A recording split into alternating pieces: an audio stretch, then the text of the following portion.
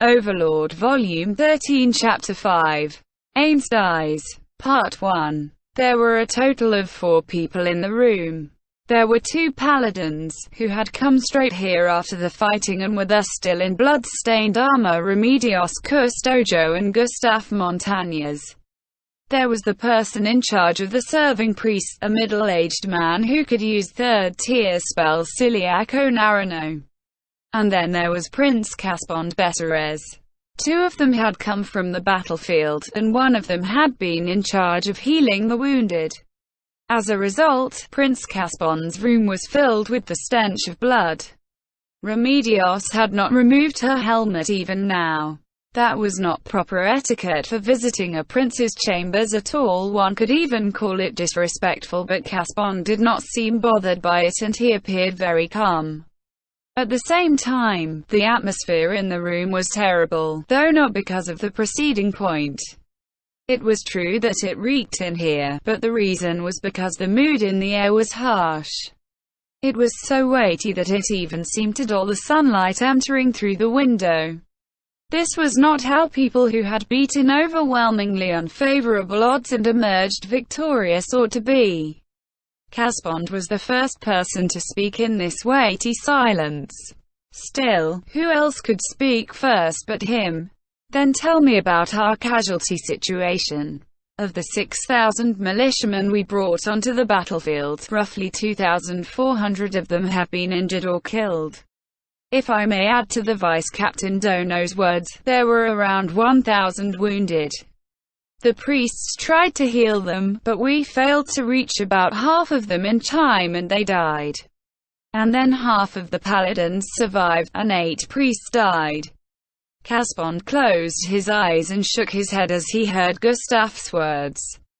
Against a demi-human army like that. While we can't say losses like these are a good thing, should we be grateful that those were all we took? Or should we be sad for the sheer number of casualties? The latter. Remedio's still, small voice interrupted Caspond. The latter. Captain Custodio is right. We ought to be sad to have suffered such losses. Gustave and Ciliaco looked down as they heard Caspond's words. They knew that it was a miracle, albeit a man-made one, that the woefully outnumbered Holy Kingdom Liberation Army had so many survivors when they had taken on a 40,000-strong army of demi-humans. However, they also understood that saying something like this would be disruptive and unproductive, so they had no choice but to do this instead. Was it the Saucer King who defeated the demi-human forces in their formation? Yes. We're unsure about the details due to the Avlak eyewitness reports during the chaos of defending the city walls, but there's talk of mysterious undead beings destroying the army. I see. That matches up with what I heard from the Saucer King. So he used the undead he created to clean him up, wiped out a massive army like that. In that case, do you think the Saucer King can defeat Jaldri? Caspond shifted his gaze to Remedios, but she simply pursed her lips and remained silent. The highly volatile air around the Holy Kingdom's strongest paladin made her a figure of dread to the weak. Caspond turned away from her and toward Gustave, who immediately returned his gaze with a deeply apologetic look in his eyes and bowed his head. Ha! Is it really all right to bet the entire kingdom on him? Or rather, should we think of what to do if the Saucer King loses to Jaldri? Does anyone have any ideas for the next best thing we can do if that comes to pass? He was answered by silence. Amidst all this, Remedios spoke up. In that case, how about calling Mornova? The 3 people other than Remedios looked at each other with severe expressions on their faces. Remedios, who felt it was a good idea, frowned. What? Do you have any better ideas? It's more proper than that damn undead. No. Captain. We are now discussing what to do if the Saucer King dies. In such a situation, expecting to go to the Sorceress Kingdom to get more help would be very risky. Not necessarily, Ciliaco said as he stroked his white moustache. A moment please, Vice Captain Dono. The Captain Dono's idea is risky, but not a bad move. How about lying about the Saucer King being captured by Jaldari and getting Morn to come over? Priest Dono, that would be too dangerous. Even if Morn defeated Jaldari, discovery of the like could trigger a war. Even if all goes well, the Sorceress Kingdom's impression of our country will plunge to rock bottom. And if things go badly, Morn might very well become a second Jaldari and lead the Sorceress Kingdom's undead army into our nation. Precisely, you too. And the worst thing is that the Sorceress Kingdom will have a justified grievance against us. Remedios tilted her head at Caspond's explanation. We're not adjacent to the Sorceress Kingdom, so that's okay, right? Captain Custodio, please stop thinking of dangerous things. I don't want to adopt any policies that will endanger us. That said, I don't have any good ideas. How about you two? Siliaco and Gustav could not think of anything either. The room was plunged into a brief silence. Eventually, Caspond quietly spoke up. For the time being, let's each go back and think about it on our own. There'll be no problems if the Saucer King can defeat Jaldari. Caspond clapped his hands together. Then let's talk about something else. What about the rations that the demi-humans brought? Can we eat them normally? And if we can consume them, how long can they last?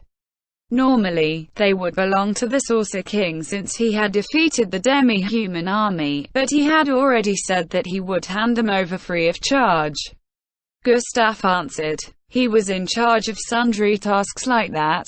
There seem to be a lot of hardened bread-like objects and vegetables that we should be able to eat. Thanks to the attack of the Saucer King's undead creatures, they were captured intact, so they are in very good condition. In addition, there are also some food items which need to be further investigated, such as sour-smelling vegetables and saran. Preserved food was very common in the Holy Kingdom. However, these were demi-human rations, so they might belong to a species which ate rotting food, which was why Gustav said they had to investigate further. There is only one problem. That would be the meat. Which means? Gustav's face was dark as he looked at Caspond. A portion of the meat looks like it came from humans.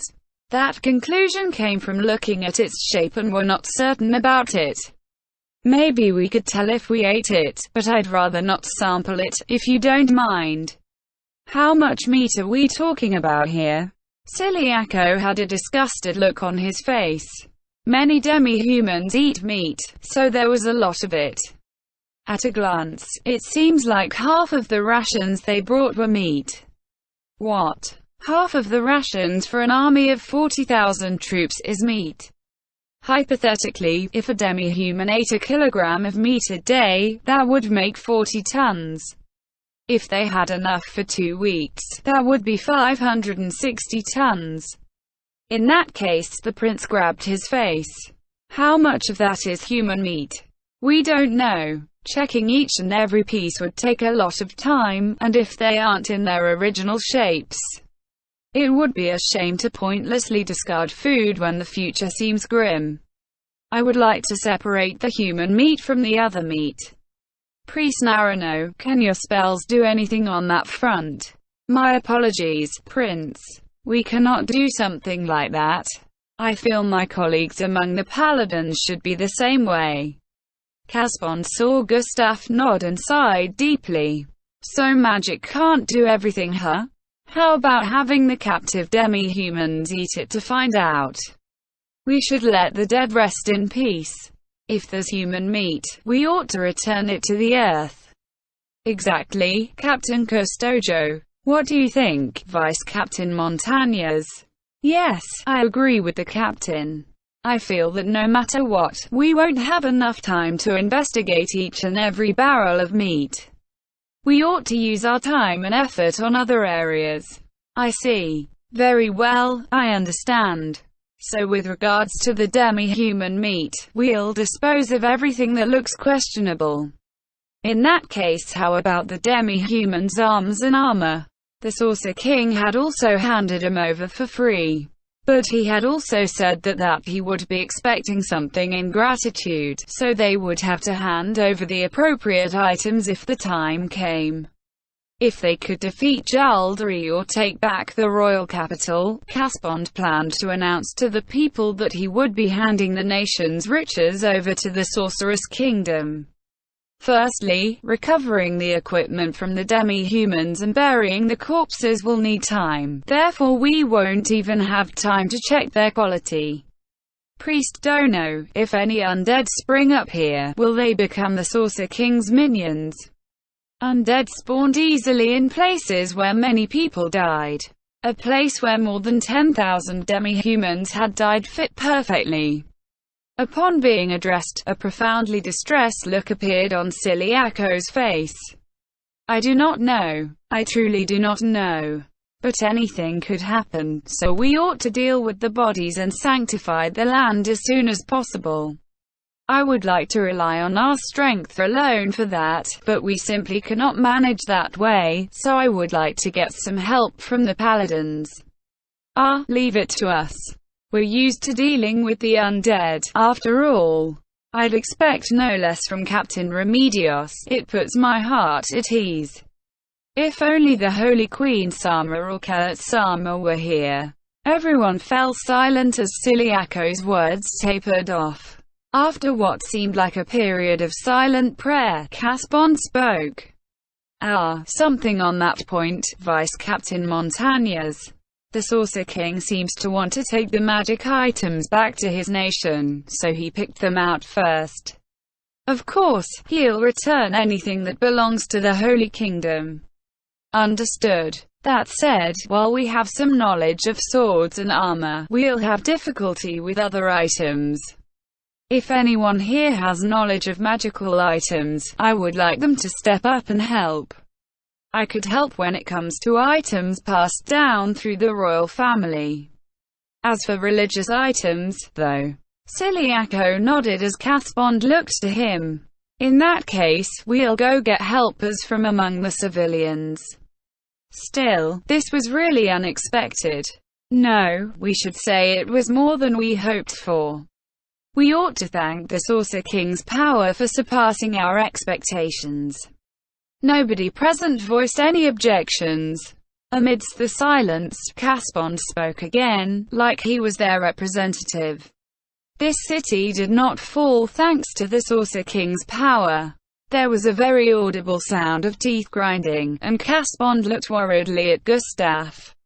After this, I will need to thank him on behalf of the Holy Kingdom. When the time comes, I hope you will all be present. In any event, being able to draw on the Saucer King's power and achieve victory is a joyous occasion. We did our best too.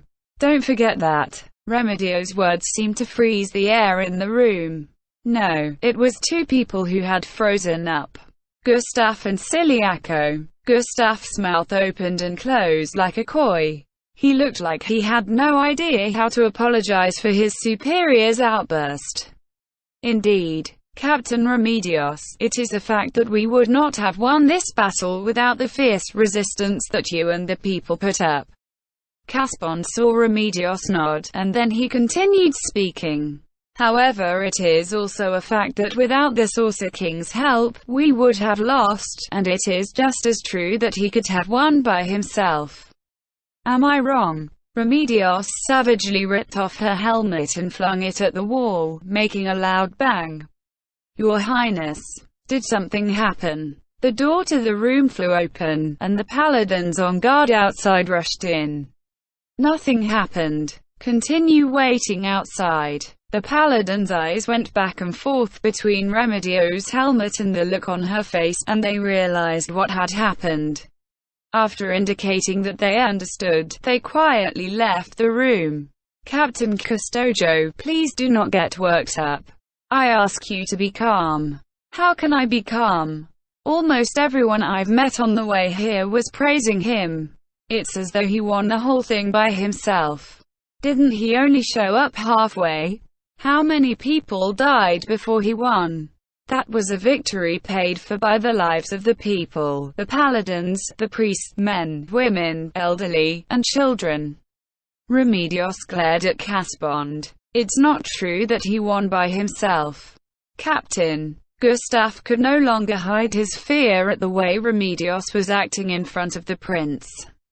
Remedios had never been one for thinking, but at the very least she was smart enough to know who was her superior. However, things were different now. She seemed like a pain-maddened beast. That bony bastard was flying around in the sky when it was all over to show himself off. Is war a game to him? Captain Custodio, it seems witnessing the deaths of so many of the small folk has upset you. Would you like to take a rest? In response to Caspond's mature answer, Gustav shot the man a grateful look. Before that, there's one thing I've been thinking of. I'm sure Jaldari and the Saucer King are in league with each other. The three people other than Remedios looked at each other. Do you have a single fact to back that up, Captain Dono? Siliaco looked coolly at Remedios. If one looked calmly at what she had done until now, she was clearly saying that because she hated the Saucer King and wanted to bring him down. Now was not the time to let one's personal preferences dictate one's decisions.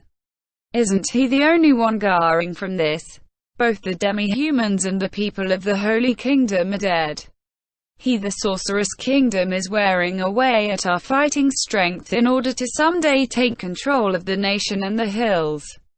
That's why he came here. I see. That certainly makes sense from the perspective of profit. What do the two of you think? Gustav furrowed his brows as he answered Caspond's question. The Saucer King came here because we asked him. Also, was it not the captain's suggestion to have the two of them fight?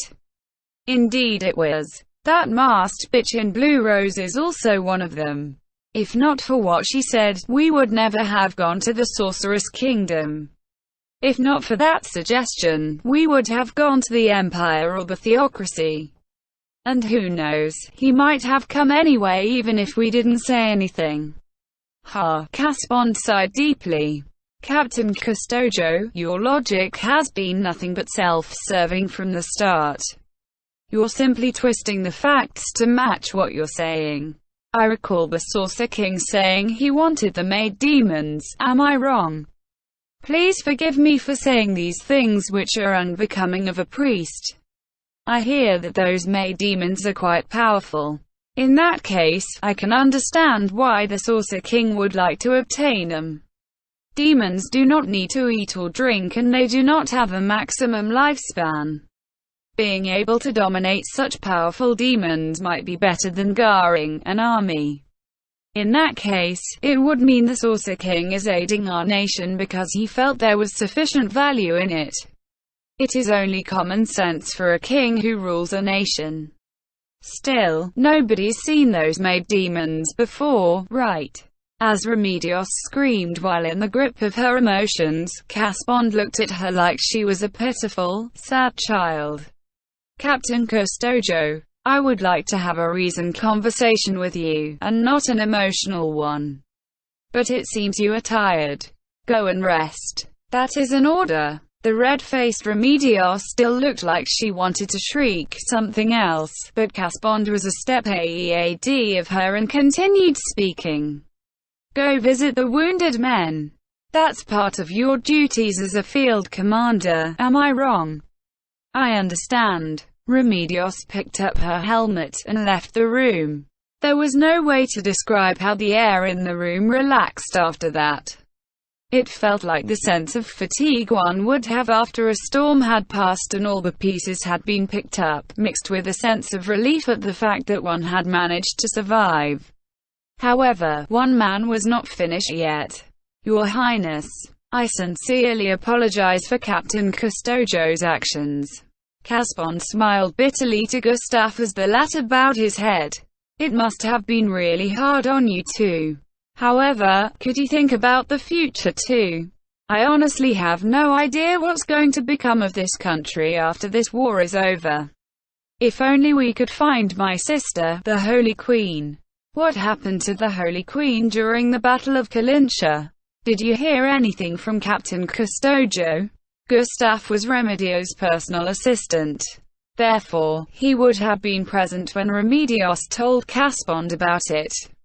The fact that he knew but was asking again proved one thing: the prince suspected that Remedios might have been lying to him. My prince, I heard the same thing from Captain Custodio that she told your highness when we met for the first time. She had been sent flying by a shockwave, and when she came to, the Holy Queen and her sister Kellic Custodio were nowhere to be seen. Although there were corpses of paladins and adventurers and priests everywhere, the bodies of those two were nowhere to be found. Is that so? Maybe I was worrying too much. Captain Custodio does not seem like one of those people who say one thing and mean another. It would be better if they were captured by him. If they were killed, the matter of the succession would become very complicated. Startled, Siliaco asked him a question. Caspon-sama, are you tired of the position of Holy King? Are you flattering me? In truth, that might be the case if my sister had perished of an accident under normal circumstances. However, things are different now. The North is tired and the South still has the ability to fight. In that case, it's very likely that the South might support someone else to be Holy King. Frankly speaking, it's very likely that one of the great nobles from the South might end up as Holy King. What? Caspon smiled as he looked at Siliaco's shocked face. I don't think that should come as such a surprise. In that case, with regard to what Vice-Captain Montañez said earlier, if things go well, the first thing the southern nobles will do is request that Captain Custodio take responsibility for the whole affair and place her under house arrest. Why would they do that? Then I'll ask you, Vice-Captain Montañez, why would they not do that? Is a paladin who failed to protect Her Majesty not the perfect outlet for their unhappiness? And of course, that's not the only reason either. She can beat an army single-handedly. In that case, surely defanging your enemy is a basic tactic in warfare, am I wrong? The enemy. Who's the enemy? The enemies of the southern nobles. In other words, the Holy Queen's faction. Remedios Custodio was a confidant of the Holy Queen. Surely the paladins she leads would also be seen as the enemy, am I wrong? In that case, what about the priests that Kellic Custodio-sama led? While there are priests who climbed the ranks thanks to their connections with the southern nobles. Don't you think that would be the case too? Priestly magic is indispensable in everyday life. While I feel that anyone knows how stupid it is to put someone incompetent in high office, people sometimes do things that can only be described as foolish by others. My prince, what should we do? Vice-Captain Montañez, what do you mean by that? Do you want to keep her from being placed under house arrest?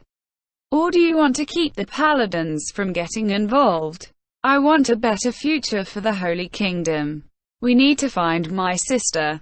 Then, we need an achievement that all the people will accept as having saved the nation. For instance, by driving out the enemy without having to draw on the strength of the South.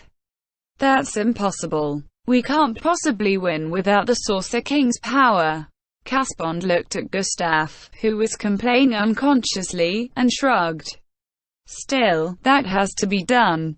Otherwise there won't be any way to stop the pressure from the South after we win. Yes, or we could damage the South as badly as the North. All that matters is that the balance of power is preserved in the end. Caspond looked up at the ceiling. If only we'd made a deal with the South sooner. She was too kind for her own good. And I understand how all this might have struck a nerve with Captain Custodio. After all, the only one who looked good in this battle was the Saucer King. If things go badly, the Saucer King might end up becoming the Holy King as well, am I wrong? The other two felt it was impossible, but neither of them could deny it. In that case, we need to start thinking about our plans from now on. While I would like Captain Custodio to be here, will she disobey a direct order? I feel it would be fine as long as it's in keeping with this country's justice. I see. I've been thinking about how to attack the prison camps. The reason for that is, Caspond began to explain, roughly 100,000 demi-humans had attacked the nation. Since they had not heard of any movements from the demi-humans squaring off against the forces of the Southern Holy Kingdom, they estimated that the 40,000 demi-humans that had attacked them this time round were a large portion of the forces assigned to manage the prison camps in the north. I agree with your opinion. By attacking the undermanned prison camps, we can both destroy them piecemeal and increase our own forces at the same time. I feel it will kill two birds with one stone. Captain Montañez, I am glad to hear you approve. How about yourself, Priest Narano? Siliaco also agreed with Caspond's suggestion. The Saucer King is in this city. Since he can keep us safe, I would like the paladins to attack the prison camps. Can you do that? Also, one more thing. I would like Captain Remedios to stay here while you are launching the attack. Make her think that she's in charge of bodyguarding me. Thank you very much, my prince. I don't think I've said anything you need to thank me for, Vice Captain Montañez, Caspond said as the smile faded from his face.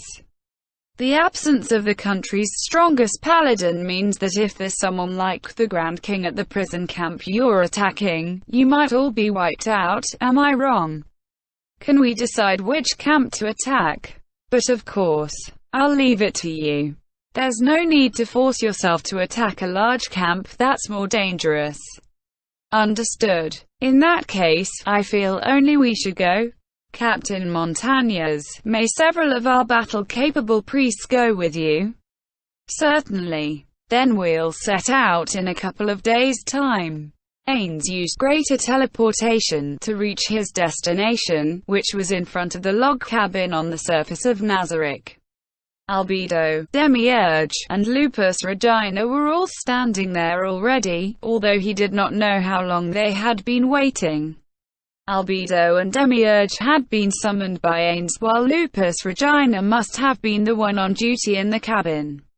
Since Lupus Regina was in charge of all matters concerning Carney Village, she should have been excused from the log cabin's duty roster, but that was not set in stone.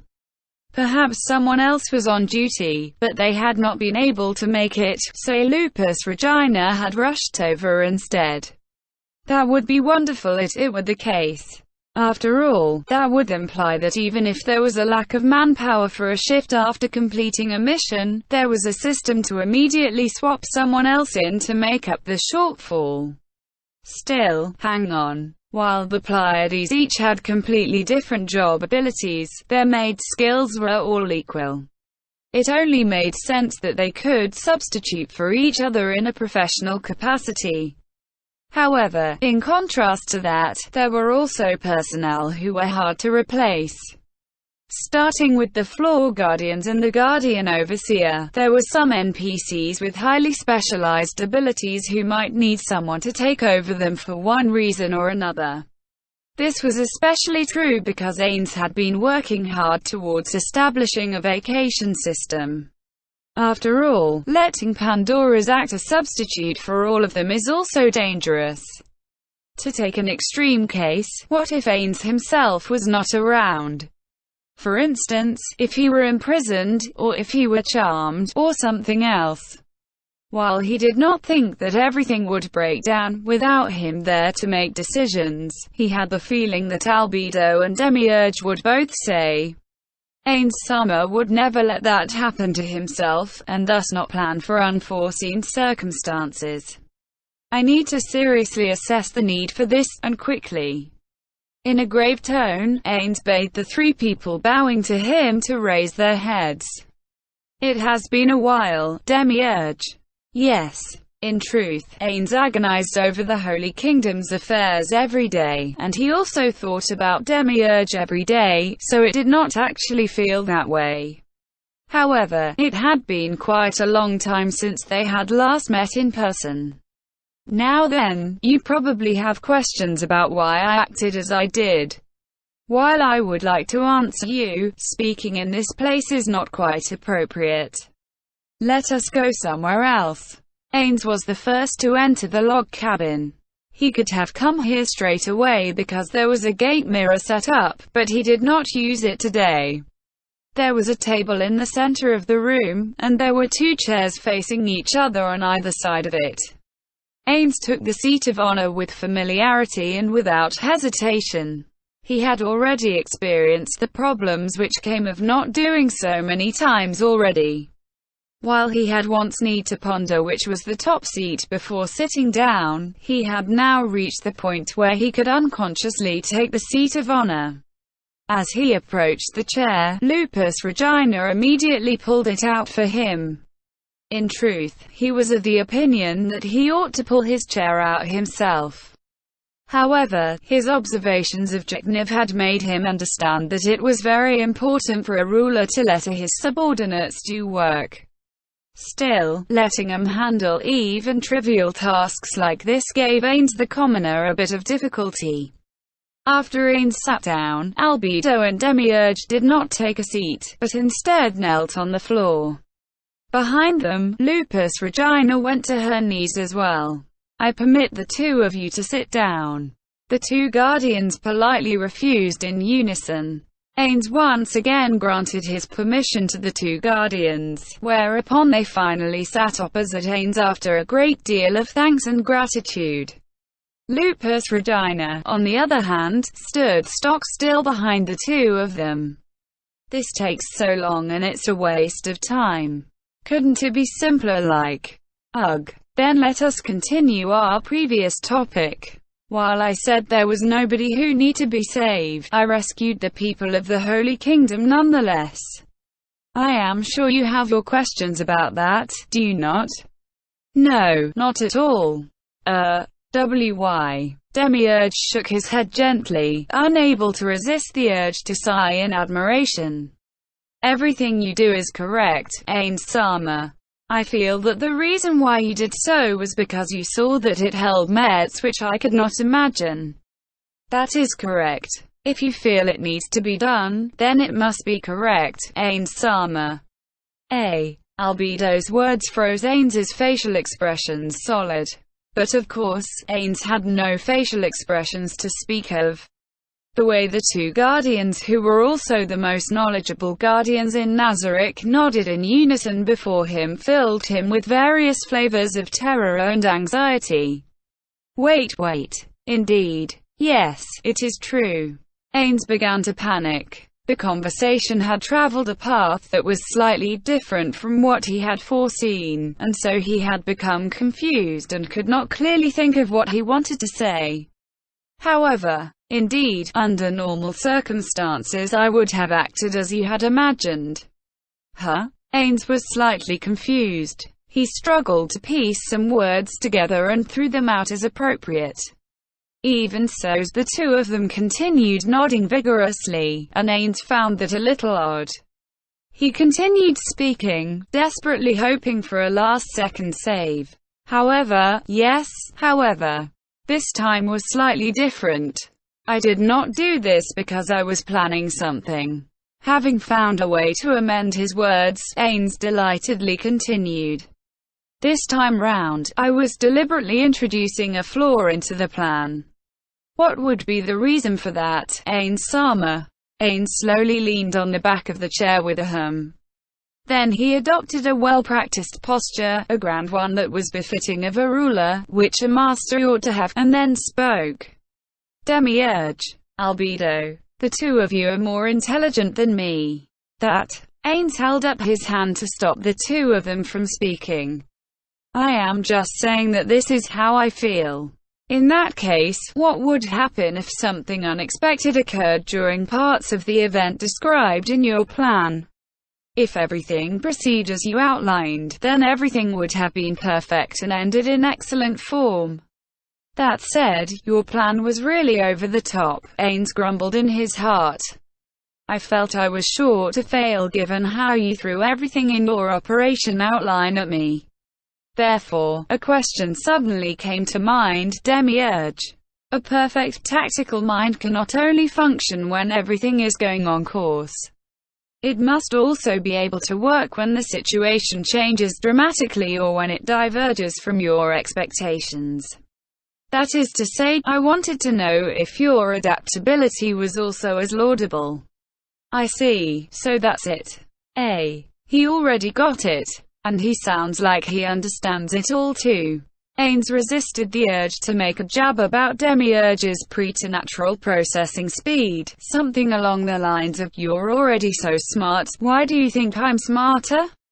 Are you bullying me?" As expected of You're as impressive as I expected, Demiurge. Thank you very much, Ains-sama. Still, I apologize, though it feels like I was testing you. Certainly not, Ains-sama. To me, the fact that you would wish to assess my abilities is an honor that knows no equal. I will assuredly return results that match your expectations, Ains-sama. I'll leave that to you, Demiurge.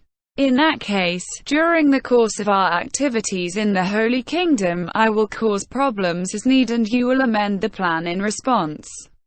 Will that be all right? Yes, I understand. All right. Ains rejoiced within his heart. He was so happy that the emotion was suppressed. Even so, excitement still remained inside him.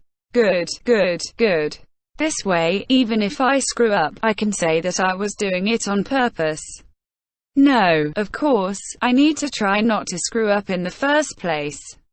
If I'd known, I should have said this from the start.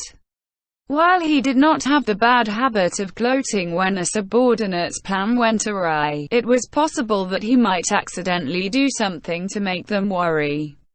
In this way, they would not have to guess if he had some intention in mind, but instead move on to revising the plan as need. Ains felt the sense of bliss which came with taking a heavy weight off his shoulders. Your servant understands your concerns, Ains-sama. So does that mean that you will be simultaneously assessing the abilities of each floor and area guardian as well? As he heard Albedo's question, Ains was briefly puzzled for a moment and thought, what's she saying? However, there's no need to do so right now. I am doing so for Demiurge because he must work outside Nazarick for extended periods. As for the others, I will test him when it becomes necessary. I see. Now, for the next topic. The initial plan was to take those people of the Holy King who were enthralled with me and proceed to the eastern part of the Holy Kingdom, to the Abelian Hills where the demi-humans lived. However, I am going to amend this part of the plan. I will go there first. From there, spread the news of my death. It felt like time had stopped for a moment. And then, what are you saying, Ains-sama? How could we announce the death of the Supreme One, Ains-sama? That protest came from Albedo. This might have been the first time he had seen Albedo's expression crumble in this way. At least, that was how the look on her face made him feel. But before Ains could explain his true intentions to Albedo, it was Demiurge's turn to speak up. Albedo. Since Ains-sama has stated this, he must have some wonderful aim in mind. Do you not think rejecting it on an emotional basis is inappropriate? Demiurge. I question where your calm comes from. Would you react in this way if Albert Alanodal Sama were to say the same thing? Or, Albedo. Could you tell me what you mean by that? Or do you mean that you have something to say to me afterwards? The two guardians glared at each other, one with a freezing cold gaze, the other with boiling hot eyes, and a strange atmosphere began to brew between the two of them. This choking sensation was much like what had happened when Ains had been fighting Shaltia. Perhaps it was due to fear or tension, but even Lupus Regina was starting to pant heavily. Enough. The dangerous mood in the air instantly vanished as Ains shouted. The sudden change made Ains wonder if he had been mistaken about what had happened just now. However, Lupus Regina's labored breathing proved that it had not been an illusion. Calm down, both of you. This is the reason why I must fake my death. There are activities called disaster drills. We must mentally prepare ourselves and plan ahead of time in case of an emergency. In that case, what would you do if I died? I'll start with you, Albedo.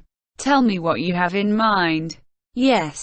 I would immediately subject the person who dared disrespect you to all the suffering in this world, and resurrect you, Ains-sama. I see. Your turn, Demiurge. Yes. While preparing for your resurrection, I would strengthen Nazarik's defenses and then obtain information on the person who offended you. Albedo glared at Demiurge out of the corner of her eye. Merely gathering information on him is too lenient. Regardless of who dares offend the Supreme One, they must be captured with all the strength Nazarik can bring to bear and then tormented to the point where their ego breaks down. Albedo, I feel what you say is very sensible. However, the enemy is someone who can kill Ains-sama. Thus, we cannot be careless. Learning the enemy's movements and strengths is vital. If the enemy is stronger than we can imagine, then the place in which we resurrect Ains-sama will become very important.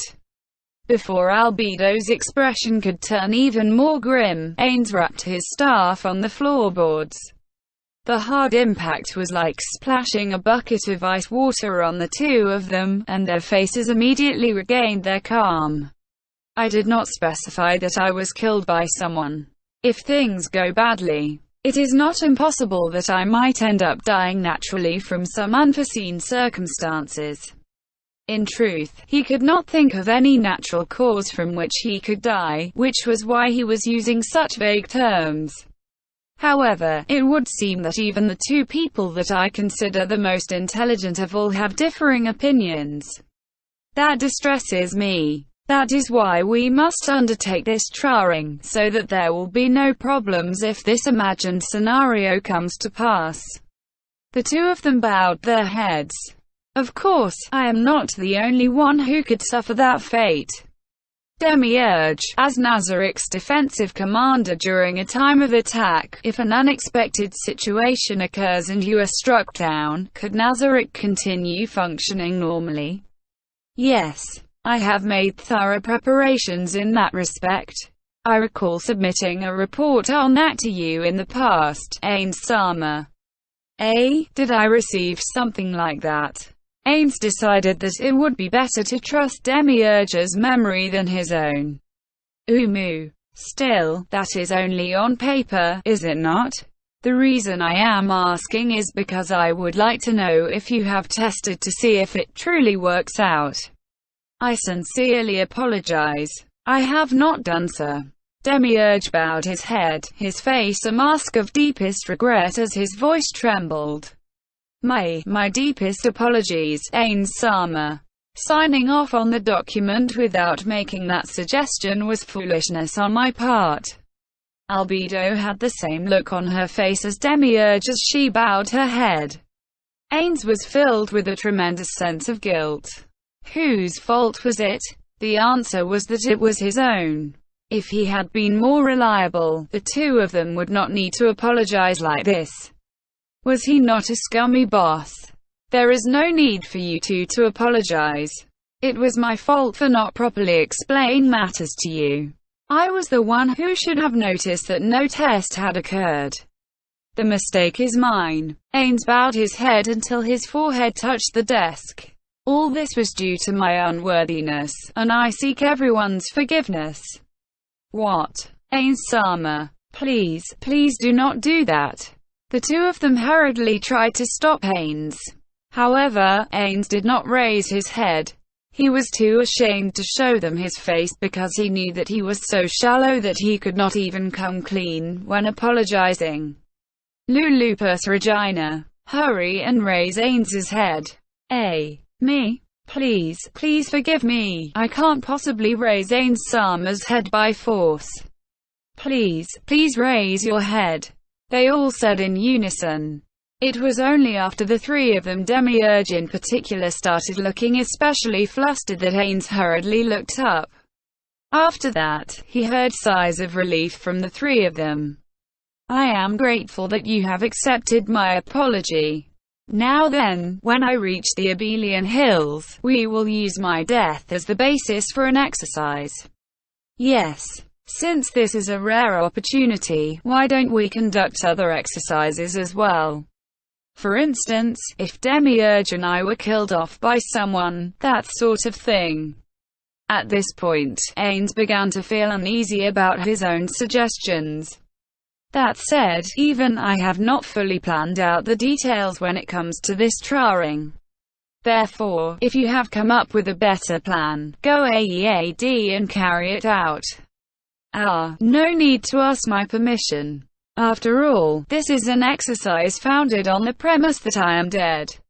The two of them smiled bitterly. Ains-sama, having to consider you dead from the start of the exercise's planning phases a little. It is as Demiurge says, Ains-sama. Ha! The laughter of three people rang through the cabin. Two of them were laughing from the heart, but one was merely pretending. Still, you don't need to take it too seriously, you know. After all, the objective of this exercise is not to spread ill will throughout Nazarick, like what happened with the two of you just now. However, I would like to conduct various kinds of trying and accumulate knowledge in that field, so that every guardian can become interchangeable. Well, I know what I've said is pointless given your respective intellects. Do what you feel needs to be done, to whatever extent you deem fit. Can I leave that to you? Now that he thought about it, Suzuki Satoru had never been the type of person who had seriously carried out disaster drills, so was it really convincing when someone like that told others to do their best? That was why he could not forget to tell them to take it easy. After seeing the two of them bow deeply to him, Ains said, Now then, well, this is a different matter. Let's go. Me. The reason why he had drawn up all these flowcharts and simulated ways of talking down the two guardians was for this aim. You are to freeze all progress on the giant statue of me that is currently in planning. I understand. We will do as you direct. Albedo's single sentence seemed to put an end to the entire topic. Huh? Ains's attitude turned from baffled to fearful as he nervously asked what was on his mind. Is that all right? It was your idea, was it not, Albedo? How could anyone contradict a decision that the Supreme Being has made, Ains-sama? If you say it is white, then it will be white even though it is black. That is all. Ains gulped. That line of thought frightened him, and he trembled. I do not like that way of thinking, Albedo.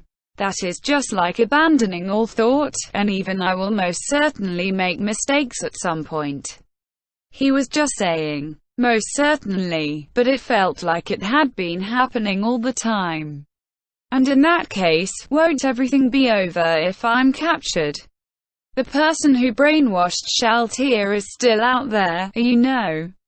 While there is no need to question each and every one of my aims, if I suggest something and you think of something, you ought to bring it up. I understand. Albedo and Demiurge glanced briefly at each other through narrowed eyes. Then, may I ask why you wish to cease construction? Is the aim of that statue not to let the world better understand your glory, Ains-sama? Ains laughed coldly in his heart. My greatness is not something that can only be expressed through material objects. He recalled that this line had received approval from Nia. It's perfect. Would it not be better to teach them with material objects?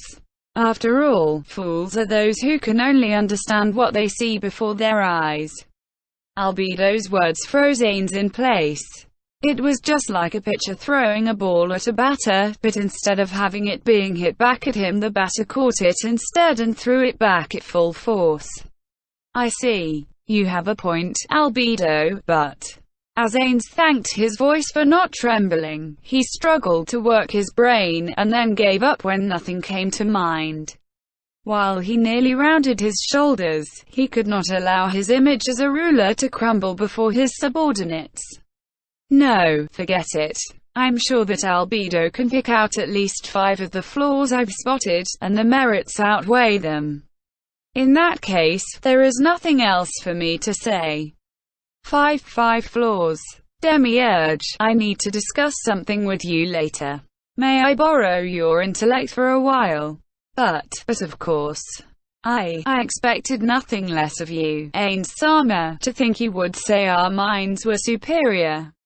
Truly, you are too humble. The two of them began to get flustered, and Albedo bowed her head deeply. I am truly sorry, Ains-sama.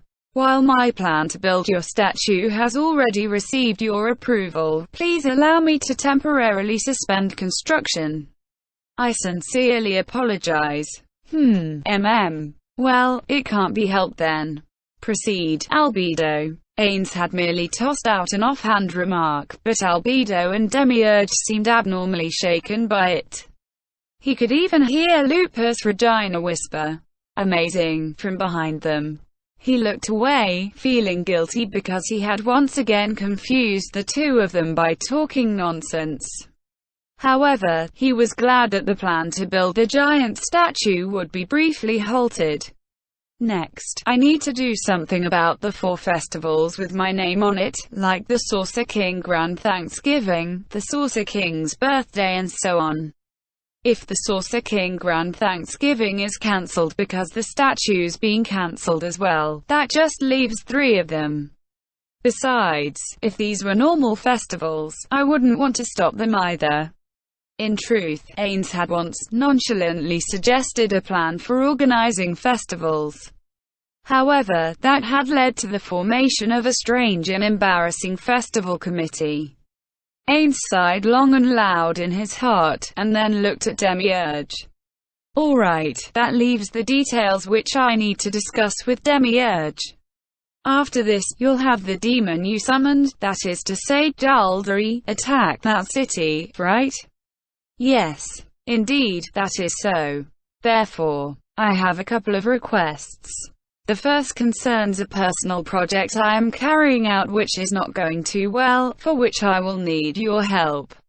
Don't worry, there's no need to get too flashy with it. And the second thing is, can you command that summoned demon to fight in earnest with me? Nia quietly closed the door to the Saucer King's room and turned on her heel.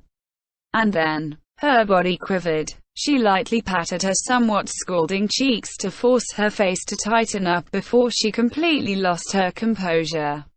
One reason for that was because she knew how her relaxed face made others wary, while the other, more important reason was because it deeply embarrassed her. Nia did not want to walk around outside with an unseemly look on her face. She would have to meet others later, so at the very least she had to look presentable. More to the point, Nia was the squire of the Saucer King, so anything disgraceful that she did would also damage the Saucer King's reputation. Still, I'm only acting as his temporary squire, so it's the Holy Kingdom which would be disgraced. However, the people who hated the Saucer King would not think that way. As the saying went, one was blinded by one's hate. Or rather, it was like how those who hated swordsmiths as well. Alright. Nia did not want the Saucer King to regret the fact that she was his squire. In other words, all Nia had to do was her job. As Nia headed for the place where she had arranged to meet, she thought incessantly about the kindness that the Saucer King had shown just now. Is that so? Is that how it is? What a shame. She had sensed deep regret from the Saucer King when he said those words back then. There was no way he could have been rattling them off casually. His Majesty really is a kind person. The Saucer King had grieved for someone from another country who had died in battle as though she had been one of his own people. Where in the world could you find a king like that? Of course, Nia did not know any other kings, so perhaps that simply reflected her dreams. For instance, if Nia and the others had held on a little longer, they would have been saved along with Nia, and that father who had lost his child would also have survived. Nia was not unhappy that the Saucer King had been late in his rescue. In the first place, she was grateful for the fact that he had come to rescue her, because he had already said that he had to conserve his mana for the battle with Jaldri. In addition, she had heard some of the militiamen in Remedio's unit say that he had fought several powerful demi-humans at the West Gate before he had come to rescue Nia. The Saucer King had fought 2 demi-humans who could each kill a paladin in a single attack, and another one whose strength was on par with that of the Holy Kingdom's strongest paladin. The militiamen telling Nia all this had been hard-pressed to hide their excitement as they rattled the proceedings off like a machine gun, and they added, "We'd all have been killed if not for the Saucer King." Indeed, Nia felt a surge of heat in her chest. The Saucer King had gone elsewhere to help others before coming to save Nia. While she was slightly disappointed that the Saucer King had not prioritized helping her, it was wrong to feel that way. The defense of the city wall was important, but it would be a far worse matter if the city gate were to fall. If the gate had been breached and the demi-humans managed to get into the city, there would have been merciless slaughters everywhere. Anyone with any sense would have prioritized the city gate to save more lives. People who acted according to logic were more reliable than people who were ruled by their emotions. That's the Saucer King for you. Nia thought of the strongest paladin in her country. Just comparing the 2 of them is disrespecting His Majesty. After that, the Saucer King had also hunted down the few demi-humans who had made it into the city, and many people had been saved as a result. In fact, oh, if it isn't His Majesty's Squire Sama. Did you tell him for us? It would seem that Nia had reached her meeting point while she was pondering how cool the Saucer King had been. In a certain sector of the city, 6 men gathered on a street which still smelled of the battlefield. They addressed Nia like they had been waiting impatiently for her. In fact, they had actually been quite impatient. "Yes, I've relayed your gratitude to His Majesty." Several people unconsciously went on the defensive as Nia looked at them, but after hearing her words, they smiled and thanked her. "Ah, thank you very much. It's hard to express your gratitude to the king of another nation." "No, it's hard enough just to thank the Holy Queen Sama."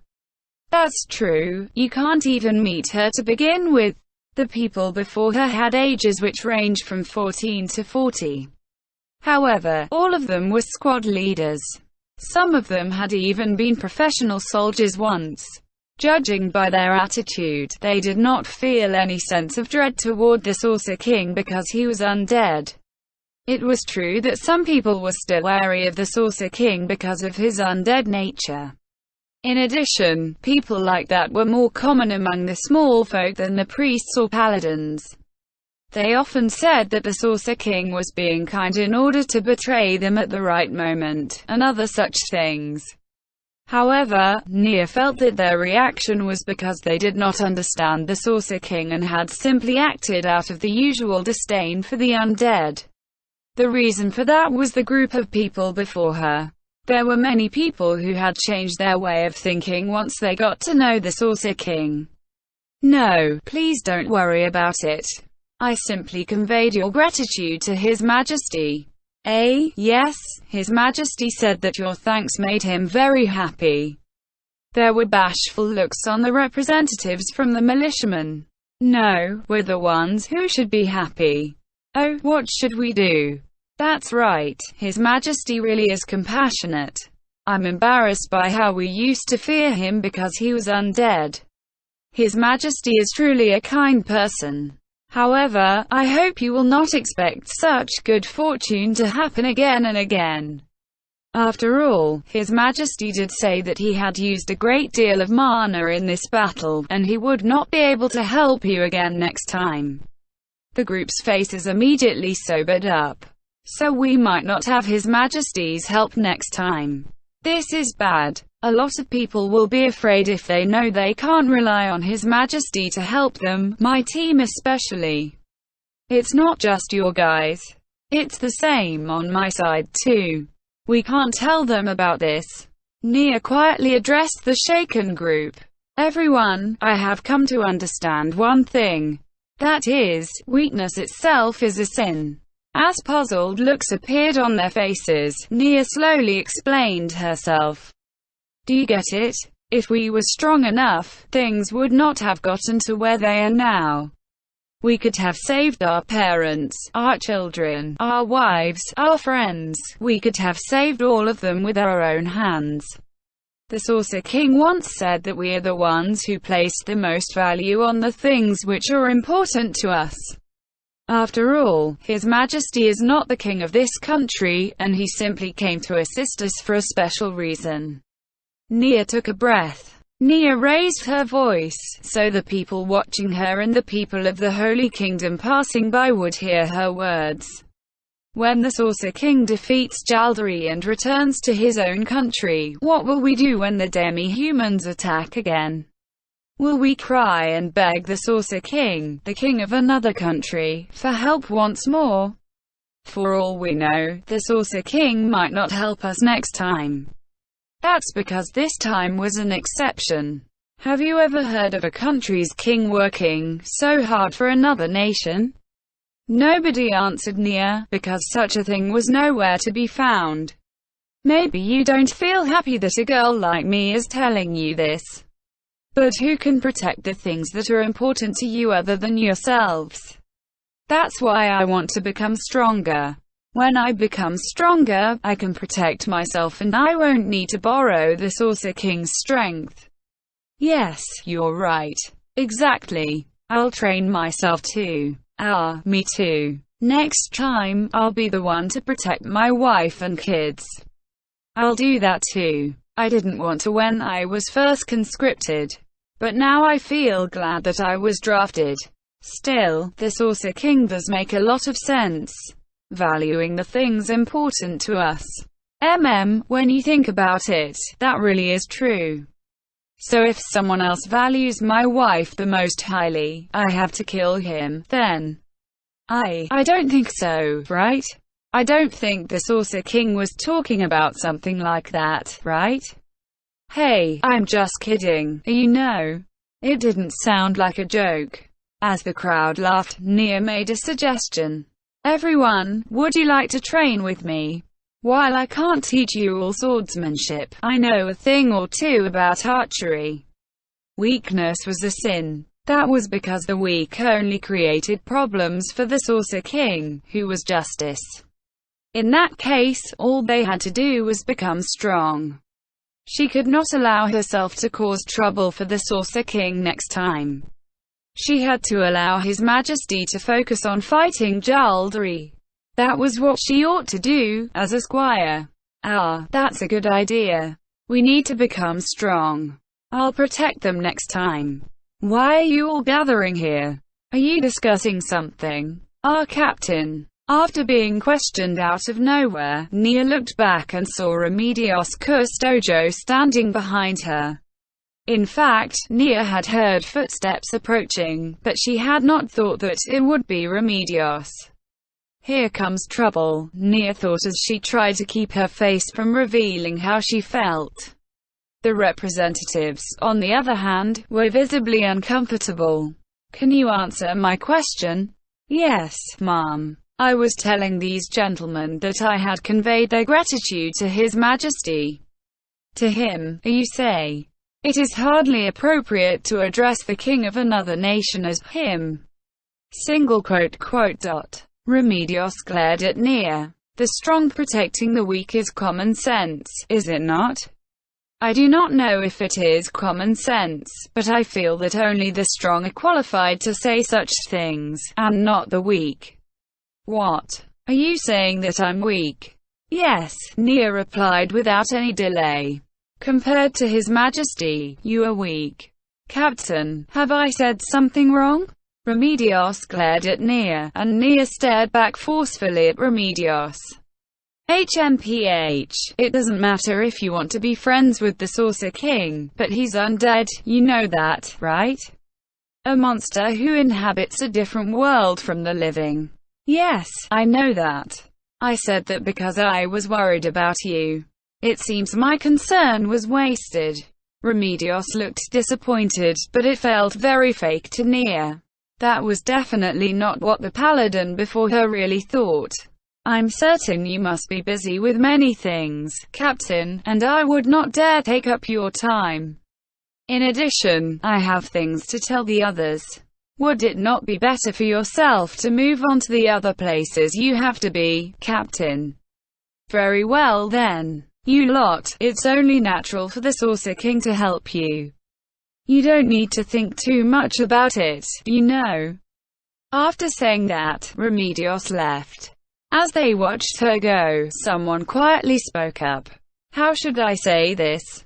That was amazing. Is that the strongest paladin of this country? Yes, that's what she is. After hearing the representative speak his mind, Nia unconsciously replied to him. After that, the representatives covered their faces with their hands. It would seem they had suffered quite a shock. Although Nia had not done anything wrong, she still felt a little guilty. The paladins aren't all like that. How shall I put it? She's a little special. That's how she is. Yes. It must be hard for you, Squire Sama. If you can drink, I'd like to buy you one. I appreciate your intentions. Where was I again? Yes, trawling together. I can find a way to borrow a place and equipment. Can I contact you later once everything's ready? We'll let you handle that. Alright, we'll wait.